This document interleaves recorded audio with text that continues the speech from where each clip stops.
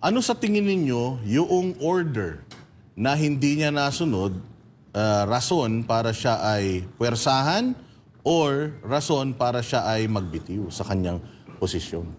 Ano ba yung mga nagaganap ngayon sa Senate inquiry? O kasi medyo malaking sa atin yun, malaking question mark sa atin yung bigla siyang sumulpot nung last hearing dito sa PDEA Leaks. Tama ka Eh, bihira po na nangyayari na ang Senate President ay lumulutang sa mga ganitong committee. May paunahin na kita. Ano sa tingin mo? Ang ano na to? Anong yung senaryo, pagkatanggal, bakit, Kasi napakadaming hinahawakan actually ng Senado na issue ngayon eh. Nandiyan na yung PI, tapos nandiyan pa yung PDEA Leaks. Ano pa ba? Andito pa yung mga issue ng Pogo. So alin sa mga tinatalakay ngayon na mainit ang sa tingin natin